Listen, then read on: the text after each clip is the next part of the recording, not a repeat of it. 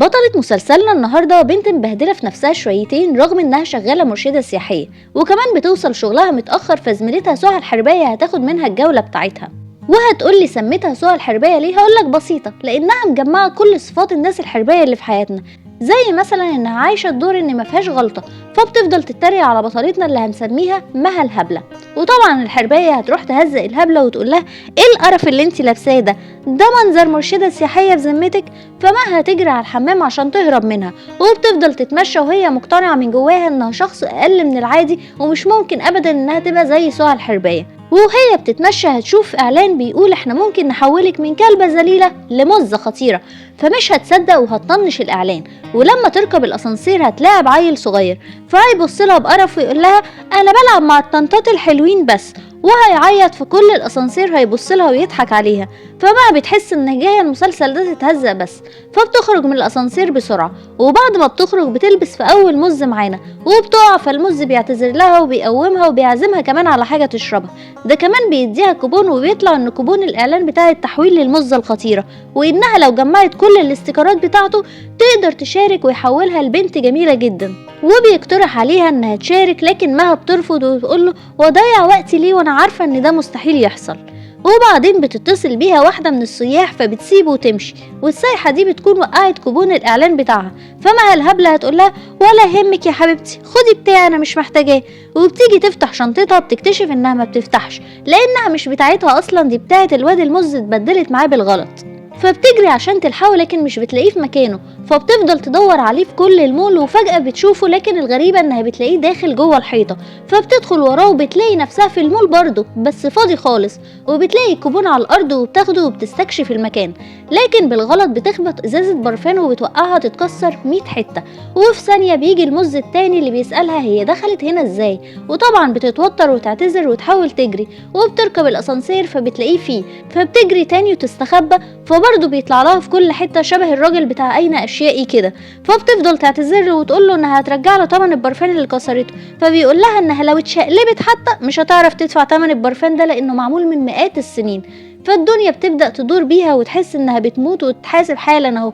فالمز هيقول لها ما تخافيش انا رسول الجمال، وبياخدها الاوضه مليانه مرايات، لكن مها بتوطي راسها جامد لانها مش بتحب تبص لنفسها في المرايه. ورغم كده بيروح هو ويحط مرايه قدامها بالظبط عشان تبص، وبمجرد ما تبص بتفتكر نفسها زمان وهي في صاله الباليه، وبعد ما اتاكدت ان مفيش اي حد موجود لبست فستان وبدات ترقص مع نفسها قدام المرايه. وهي بترقص وقعت، فطلع زمايلها بيتفرجوا عليها طول الوقت وبيتريقوا عليها كمان. وبترجع تاني للمز وتقول له هو ايه اللي حصل ده؟ فبيقول لها ان كل مرايه في الاوضه دي بتوريك لحظه من حياتك انت نفسك تفتكريها، او لحظه انت بتكرهيها ونفسك تنسيها. وبعدين بياخدها تختار لها برفان، فبتقول له ما عندكش برفان يقدر يشقلب حياتي ويغيرني لحد تاني يكون جميل؟ فيقول لها فعلا كان عندنا برفان كده اللي حضرتك لسه كسراه بره ده، فاكراه؟ وبيختار هو برفان من قدامه وبيرشه عليها، وفجأة مها بترجع للمول العادي تاني، وبتلاقي سهى الحرباية قدامها وبتهزقها تاني انها نايمة. فمها بتفهم ان كل اللي حصل ده كان حلم، لكن لما بتبص على الكوبون بتاعها بتلاقي ان فيه ستيكر موجود بصورة رسول الجمال اللي لسه شايفاه، وبتشم ريحة البرفان اللي رشه عليها كمان، وبتعرف انه كده ما كانش حلم. فبتجري تروح تبص على الحيطة اللي دخلت منها من شوية، فبتلاقي شنطتها بتتزحلق لجوه، ولما بتحاول تمسكها بتدخل معاها للمرة التانية، والمرة دي بتقرر انها تشارك في الاعلان عشان تتحول لمزة خطيرة، لكن بتلاقي ان الشخص الموجود طلع مز جديد غير الاتنين اللي فاتوا. فبتوريله الشنطة وبتقوله لو كان شاف اي راجل معاه نفس الشنطة، فبيقول لها روحي على قسم المفقودات وبيوصف لها المكان بتاعه. ولما بتروح على المكان اللي وصفه بتلاقي المز ده وصل قبلها على هناك، وبيوريها الحاجات اللي ضايعه من مئات السنين، وبيقول لها دوري لوحدك بس ما تبهدليش الدنيا. فهتلاقي الشنطه وهتفتحها فهيطلع منها حمامه، ومن الخضه هتقع على الارض وهتوقع حاجات كتير. فهيجي لها المز وهيجيب لها جهاز غريب كده علشان تنظف نفسها من التراب، وهتروح تغير هدومها كمان وهتلبس فستان. فالمز الجديد ده هيقول لها لا مش حلو ده، فهتقول له خلاص ارجع البس هدومي تاني. ولما هتدخل تغير هتخرج على المدرسة اللي كانت فيها زمان، وهتروح على الديسك بتاعها هتلاقي رسالة من الكراش بتاعها وبيقول لها فيها تروح تقابله. فبتفتكر لما الواد ده عرض عليها الجواز في المدرسة وهي وافقت على طول، واول ما وافقت لقيت اصحابه بيضحكوا لانه طلع مراهنهم انه يقدر يخليها توافق في اقل من 15 ثانية، وهيضحك ويسيبها ويمشي مع اصحابه. وبترجع تاني مع المز اللي بيقول لها ان في ناس كتير عملت حاجات غلط وندمانين انهم عملوها، وبيتمنى للوقت يرجع بيهم وما كانوش هيعملوا اللي عملوه ده. فمها بتقول له انها نفسها تكون جميله لكن مش عارفه تعمل ده ازاي، فبيقول لها وانا هحقق لك امنيتك. هو بياخدها ويحط لها مكياج، واول ما بتبص في المرايه مش بتصدق عينيها، رغم ان مفيش اختلاف يعني، بس كفايه ان هو تعب نفسه وعمل لها مكياج يا جماعه برضه. المهم لما بيلاقيها حبت نفسها في الشكل ده بيتضايق من نظرتها لنفسها وبيسيبها ويختفي، فبتفضل تدور عليه لكن مش بتلاقيه.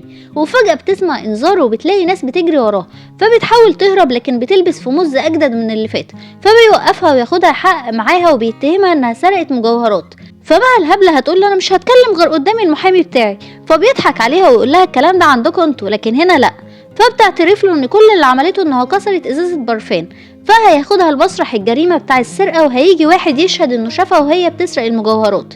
فما بتقول لهم يا جماعه فتشوني انا ما عملتش حاجه والشنطه بتاعتي اهي بصوا عليها. وطبعا الضابط معرفش يفتح الشنطه لانها مقفوله بكود، وفجاه الضابط بيلاحظ ان الشنطه دي بتاعه الرئيس بتاعهم وبيسالها هي جابتها منين، فبتحكي له كل اللي حصل.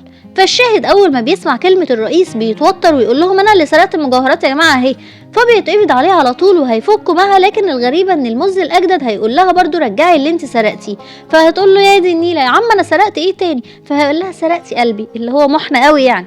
المهم نعديها وراح حضنها ولبسها عقد وقال لها هتحتاجيه ومشي وسابها، مش عارفين ايه الجنان ده الصراحه. وفجأة هتلاقي نفسها رجعت المول العادي والحرباية وراها، وبتلاقي الكوبون بتاعها وفيه 3 استيكرات، وبتتريق عليها ان عايزة تشارك في المسابقة. فما بتاخد منها الكوبون وتقول لها يخرب بيتك انت ايه ما وراكيش غيري، ما تخليكي في حالك يا اختي. وبعدين هتروح الحمام تبص لنفسها في المراية وتشوف العقد، فهيجيلها رسائل ان جروب السياح بيتريقوا عليها لان الحرباية راحت قالت لهم ان ما عايزة تتحول من كلبة ذليلة لمز خطيرة وهاها وجو الثعابين ده. فهتزعل طبعا وهتشد العقد اللي المز الاخير اداهولها، فهيجيلها مز تاني مش عارفه ايه المسلسل ده الصراحه، وهياخدها من ايدها ويدخلها في الحيطه. لكن المره دي الحربايه هتشوف اللي حصل ده، ولما هتدخل هتلاقي ان المول بقى ضلمه، وهتلاقي رجاله كتير لابسه اسود جوه، فهيستخبوا منهم وهيقول لها ان دول ناس اشرار. وبعدين بيقول لها ان كل ما ناس زيها بتبطل تثق فيهم انهم يقدروا يحولوها هم بيبقوا اضعف. وفجأة بيسمعوا انفجار جامد، بيروح يشوف ايه اللي حصل وما بيرجعش، فبتقوم تدور عليه لكن الناس الاشرار دول بيلاحظوها، لكن بيجي فجأة يسحبها وياخدها بعيد، فبتحضنه وبيحاولوا يدخلوا من باب لكن بيكون مقفول، فبتلاقي انها تقدر تفتحه بالعقد بتاعها وبكده يقدروا يخرجوا. وبتروح تجرب تفتح شنطة الرئيس وبتفتح معاها فعلا، لكن بتلاقي نور أبيض بينقلها لمسابقة الجمال، وبتطلع على مسرح عليه بنات تاني داخلين كلهم المسابقة وكله بيتريق على شكلها، فبتتمنى ان ده يكون حلم. وفعلا بتصحى في أتوبيس السياح وبتشكر ربنا ان ده كان حلم، وبتلاقي ان مفيش استيكرات في الكوبون بتاعها. لكن الغريب ان بيجيلها رسالة انها اتقبلت في الإعلان بتاع مسابقة الجمال، وبتجيلها الحرباية وتقول لها انها قدمت ورقهم هما الاتنين في الإعلان. فطبعا مها بتتصدم وتتوتر، وفي يوم المسابقة بتقرر انها تبقى شجاعة وتجهز نفسها للمسابقة، وبتروح المول وبتشوف الرئيس اللي قابلها اول المسلسل وبيقول لها تثق في نفسها ويلبسها هو كمان عقد. وبتبدأ المسابقة وكل المنافسين واقفين على المسرح وكلهم مش بيصدقوا ان مها الهبلة اتحولت لمها الصاروخ دي، وبتدخل وتكسب المسابقة. وكمان سوى الحرباية بتقع من على المسرح وكله بيضحك عليها، حق مرمطتها للبت الغلبانة طول المسلسل. وتاني يوم بترجع مها لشغلها بشكلها الجديد وكله بيقول لها انها شكلها جميل، لكن مها بتلاحظ بنت متوترة في الأتوبيس وبتفكرها بنفسها، فبتروح وتديها كوبون إعلان المز الخطيرة وتقول لها روحي وأنا واثقة إن حياتك هتتغير للأحسن. وهتروح مها تعمل شوبينج، لكن هيجيلها مز أمز من المزز اللي شافتهم طول المسلسل، فهتقول له أنت مين؟ فهيقول لها أنا اللي اتبدلت شنطتي معاكي قبل كده. فهتفهم إن الرئيس هو السبب في كل اللي حصل لها، في إنها تبقى أجمل واثقة من نفسها أكتر، وكمان إنها تلاقي المز اللي يحبها. وفي آخر مشهد بنلاقي البنت المتوترة بتروح ناحية الحيط وبتلاقي شنطة بتدخل جوه الحيط، فبتدخل وراها وبتبدأ هي كمان حكايتها الجديدة. المسلسل ده ملخصه ان احنا ما نهتمش بمقادير الجمال بالنسبة للعالم، الجمال في عينك غير الجمال في عين شخص تاني. انت ممكن شكلك مش حلو في نظرك لكن شكلك قمر في عين حد تاني، فخليك في حكايتك انت، خليك في شكلك انت. مش مهم يبقى عندنا حربايات كتير في حياتنا لان اكيد هتلاقي 100 حرباية حواليك. حافظ على ثقتك في نفسك ومش مهم رأيهم فيك. لو عجبك الملخص اعمل لنا لايك سبسكرايب وقول لنا رأيك في الكومنتات تحت، وبس كده، سلام.